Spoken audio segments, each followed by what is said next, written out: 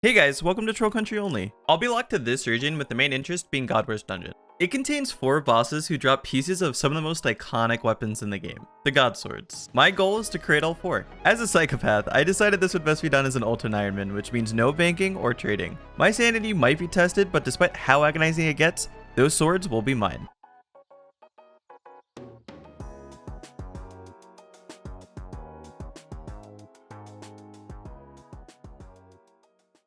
Previously on Troll Country Only. Hold up. Hey guys, this video is going to be different from my normal Troll Country Only series, but it is about it. This is going to be more of a sub-episode, but it will have huge implications for the account. That being said, if you haven't seen Troll Country Only, make sure to click the playlist in the top right and get caught up because this video won't make a lick of sense if you haven't seen the series. The purpose of this video is to talk about potentially changing my area. I'll be linking a different poll from what I used in the past as the top pinned comment on this video, but make sure to watch this first to make sure you make an informed decision. The main reason why I'd like to discuss changing my area stems from one concern people had about how I've been playing the account. This here is the map I've been playing with since the start of the account. My area is notably missing a normal altar that I can use to regain prayer. In the early days of the account, I was intentionally downing myself to regain prayer points. A lot of people voiced their concern about how this feels against the spirit of the account. The reason behind the concern is because when I down myself, I respawn in Lumbridge, which is outside of my area. Intentionally downing yourself is a key part of Ultimate Ironman gameplay, but I totally understand without the rules I have set for myself, this is no ordinary account. Something else to note is that downing yourself is not only a handy way to reheal and regain prayer, but it can also be used as a storage mechanic. For those of you who don't know, Ultimate Ironman are limited to storing items in their inventory since they don't have a bank. When you die, your items are kept on the ground for 1 hour. Ultimate Ironmen use this to their advantage all the time when doing dangerous activities, so they don't risk losing everything. I was planning on using this as a storage mechanic in the future to store a second crossbow on the ground in case I die at Kriara in Godwar's Dungeon, but I'll probably have to think of something else since it shares the same problem of respawning in Lumbridge. Thankfully, some of you guys pointed out a few potential solutions for the crossbow, but that'll be a discussion for another day because all those solutions have potential exceptions required to make them a possibility.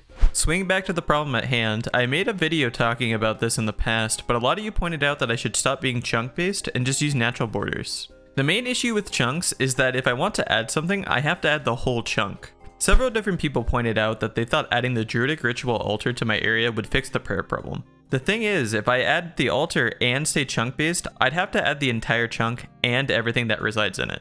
That unfortunately forces a lot of content in when the initial purpose was just to fix the issue of me downing myself with prayer. Then, the discussion of adding that top Taverly chunk, which included the altar, led to people saying I should just add the rest of Taverly. There were a decent amount of reasons for that, being lore and just why not add the whole city if you're adding half, but adding that second chunk made the whole problem even worse because it forced in Taverly Dungeon and Puro. After reading what people said, I agreed that there was not a real reason why I was chunk-based, and the only reason I used it in the first place was because I liked how certain plugins could gray out the area where I'm locked out of. And obviously that's purely just for aesthetics. I think the purity of the account should be valued over any aesthetic reason. So the plan is to use a new map based off of the actual Troll Country map from the wiki, and then have all of you vote on a few things to be added, like the altar for example.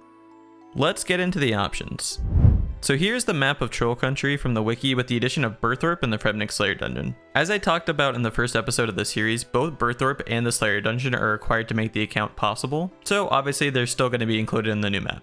And then we'll be talking about potentially adding 3 small spots. And you guessed it, the first spot is going to be the Druidic altar. Again, the addition of this spot would fix the prayer problem, which is why this is all happening in the first place. It is worth noting that there are altars in each of the Godwar's Dungeon boss rooms, but to access each of those rooms, first you need to get 40 KC every time of the boss's minions, and you can only even use those altars every 10 minutes, plus you have to be outside of combat, which combat immediately starts when you enter the room. I can also eventually build an altar in my playground house, but that will require me to get 32 Hunter to catch young Implings barehanded for their 1 in 100 drop for an oak plank. I also will still have to lamp to 27 Hunter to even unlock my first Hunter training method, which would be catching baby Implings barehanded, 20 XP at a time. There's no telling how long it would take to get to 27 Hunter via lamping since it's dependent on certain random events, but at a minimum it would probably still take a few months. The only other thing worth noting is that there are imps and druids in that area. Technically, I think the imp can actually wander in my area already, but I definitely would not have access to the druids unless I had this area unlocked. They don't really drop anything too useful for me. They do drop an anti-poison, I guess, but I already have the ability to get that through the Fremnik Slayer dungeon. And then they drop some runes, which is obviously nice, but I can already get those runes elsewhere. And then they drop some herbs too, but same thing, I can get the herbs elsewhere as well. And then moving on to the next spot, it's going to be this sliver of the mountain area here. This spot adds two main things. The first is that it includes the boat to Weiss? Actually, I don't even remember how it's pronounced. Anyway, that obviously is a pretty major area of Troll Country. And at the moment, I don't even have a way to get there, even if I unlock this dock. Unfortunately, to unlock the ability to use the boat, there's a lot of questing required outside of my area. A lot of you did mention in the last sub-episode that I should be allowed to unlock areas like that since they are part of Troll Country, but again, that'll probably be a discussion we should have for another day. I am including this as an option now because if it is decided that I should have access to Weiss in the future, it would be nice not to have to change my area a second time.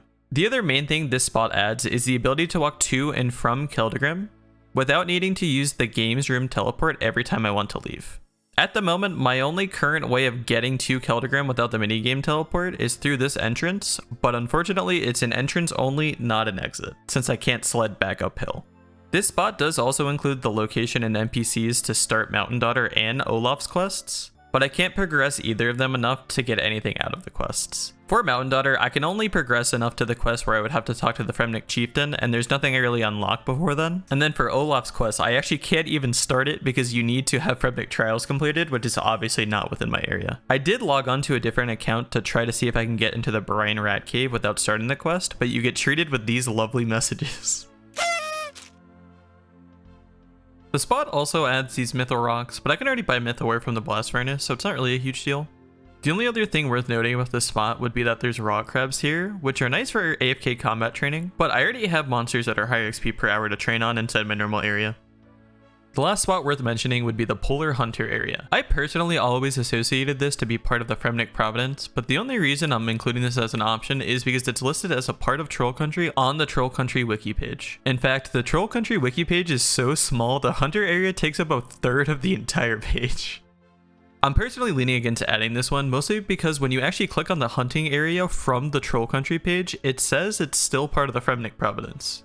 It is also notably missing from the map of Troll Country on the wiki page. The only thing this spot even adds to the account is a hunter training method. I'd be able to hunt saber-tooth kebits with deadfall traps at 51 hunter, and I wouldn't be able to hunt anything else here since everything else requires a certain tool that I don't have access to in my area. So with that in mind, it still wouldn't affect me needing to lamp to 27 hunter. Plus, I would still need to catch implings to 51 if I unlocked the area anyway.